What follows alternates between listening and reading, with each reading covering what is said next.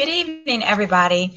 This is Dr. Stephanie, your double board certified critical care physician who works with physicians that are struggling with their jobs, burnt out with their careers, or who just want some career advice. Through my books, webinars, coaching, and speaking, I help physicians discover alternative jobs and careers in medicine so that they can practice medicine on their own terms. As we all know, Saturday, February the 3rd, was National Women's Physicians Day. And to celebrate, I have been having a series of Facebook Live talks in order to discuss issues surrounding women in medicine.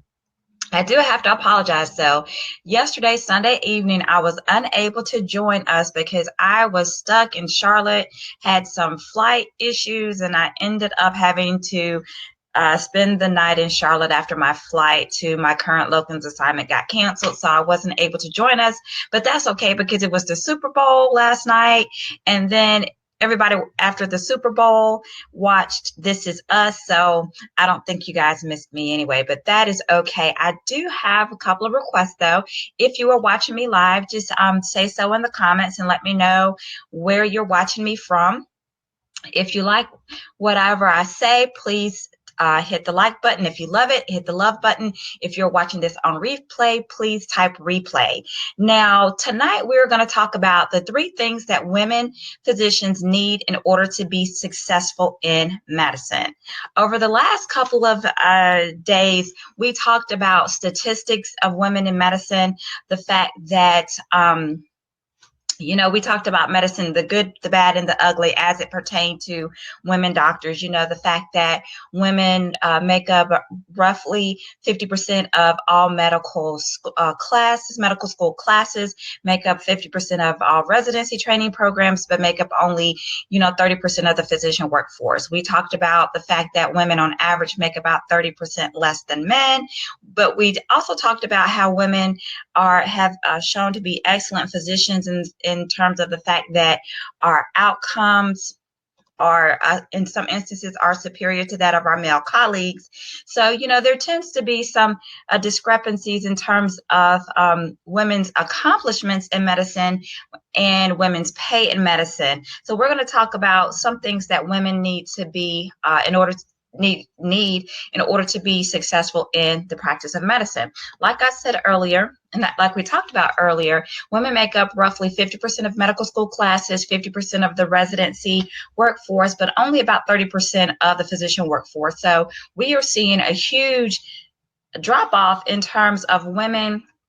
We are training to be physicians, women who are actually becoming licensed board certified physicians, and women who are actually continuing to work as physicians. So that's a huge problem. We also talked about, oh my goodness, I think I missed my agenda. Let's see here. Okay, yeah. We also talked about how women make on average about 30% less than their male colleagues, and that is across all specialties. Of course, some specialties have a higher pay discrepancy than others.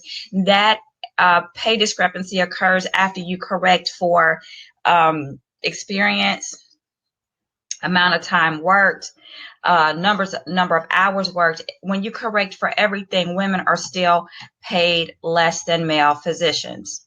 Also, we talked about how women physicians are actually more prone to burnout. And one of the reasons being, of course, less pay, less respect at work, and more responsibilities at home. So this whole blending of work and life kind of takes its toll on women doctors, and which is probably why we see this discrepancy in the fact that we're training a lot of women physicians, but a lot of women physicians are dropping out of the workforce. So we need to see what we can do to change that. So, but like I said, tonight we're going to talk about the 3 things that women need in order to be successful as physicians. And one of the things that I have struggled with, and I feel that if I had this, I would be more successful as a physician, is mentorship. And this is one thing that men physicians have that women don't. They call it the good old boys club for a reason, and that's exactly what it is. And because men have access to other men in positions of authority, positions of leadership, they have access to the wisdom and the knowledge that their leaders and their mentors have. And unfortunately, women don't have that same access. I never had a mentor in medicine. And I do think that that's one of the reasons why I've struggled a bit in my career, to be honest with you. There are studies that show that one of the reasons that in academics there's not a lot of women in leadership is due to the lack of mentorship for women physicians. So that is a huge problem. And studies have shown that mentorship is associated with increased job satisfaction and increased career satisfaction. Men report a higher satisfaction in their mentorship relationships than women do. And y'all just think about it. Mentorship doesn't necessarily have to be a formal relationship. It can be informal, like, a bunch of guys going to the sports bar after after work to hang out and watch the game. Well, they're building relationships, social interactions, and of course they're making contacts, because people do business with people they know and like. So if you just went and hung out with your boy and y'all are talking business, then you got an inside scoop. And women are not privy to that type of bonding and that type of relationship. So we're somewhat at a career disadvantage because we don't have access to mentors. Now, I will say this: I do think that in this day and age of social media, that's changing, because now women are beginning to seek mentorship in professional relationships that are kind of non-traditional, in the form of support groups and different types of Facebook groups. So that's one huge thing, and I would encourage everybody to kind of reach out, because what you don't know can hurt you, and it can really kind of hinder your career. Now, for that being said, for those of you who have kind of reached out to me for mentorship and you have sent me emails, you would do better messaging me on Facebook, because I get a ton of emails a day, and yours may have been lost in the email shuffle. But I will say, mentorship is something that women need in order to be successful in this field of medicine. The other important thing, huge thing, is leadership. We need more women in positions of authority. That will just help all of us, because as people are used to seeing more women doctors, as people in the hospital and in your workplace settings are used to seeing more women physicians in positions of leadership, that will increase the amount of respect and credibility that all women have. And women leaders have been shown to not only increase diversity in workforce, but have been, shown to, maybe make the workplace a better place in terms of work-life balance, more family-friendly policies. There are so many benefits to having women in leadership, so we need to have more women leaders. And leadership and mentorship goes hand in hand. You're more likely to advance in your career if you have mentors, and advancing into your career, it's just natural that you assume leadership positions.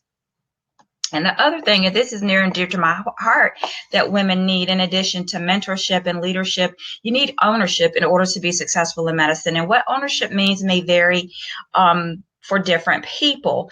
If you are employed by a private practice, I hope that before you signed your contract, you looked in terms to see what the partnership track was going to be. For those of you who are considering starting your own practice, that's very important as well, because this is the thing.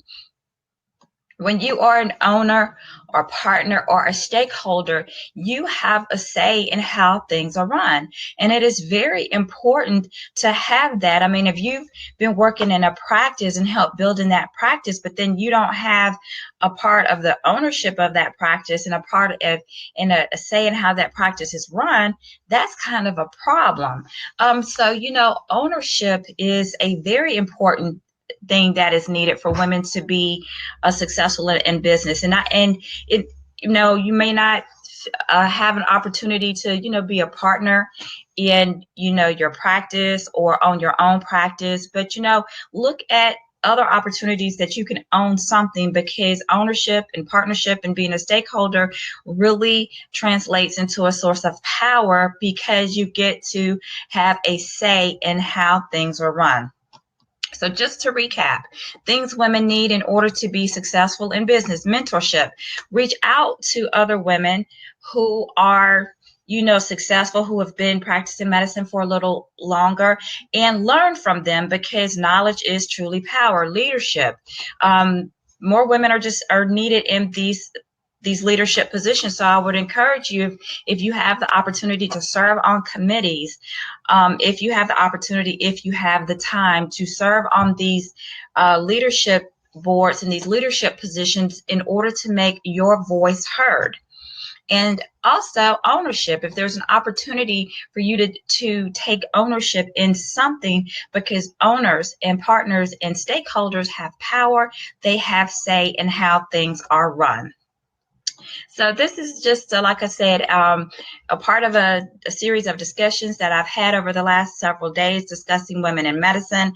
I hope everybody had a happy National Women Physicians Day, which was on Saturday. It's still not too late to celebrate the accomplishments of women in medicine. I give my hats off to all of my female physician colleagues who are taking care of patients, taking care of home, taking care of business.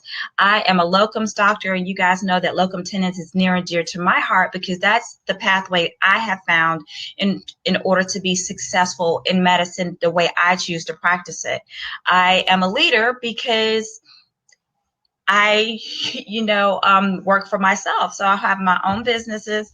I'm a leader in my business, and I use this platform to mentor other physicians, and not just with locums, but in order to find the right career, the right job for their career as a physician, so that they find happiness and fulfillment and work-life balance. So for those of you who are interested in locums, please be sure to download your free copy of my locums ebook, and you can go to this link right here, bit.ly, Dr. Stephanie Locum's ebook. And I made something special for those of you who have joined me for this Facebook Live series on women in medicine. And I made created an ebook called Your Guide to Physician Burnout. And it's just a series of essays talking about burnout, talking about how to recognize the signs, some of the things we can do to prevent it, to treat it, and, what we can do just to see if maybe we need to transition to a different, type of situation. So you could also download your free copy of my Physician's Burnout book at bit.ly. Burnout ebook. I do appreciate you taking part of your Monday evening to spend with me as we conclude our celebration for, National Women Physicians Day, which was on Saturday. I thank you so much, and I hope to see you soon. Thank you, and bye-bye.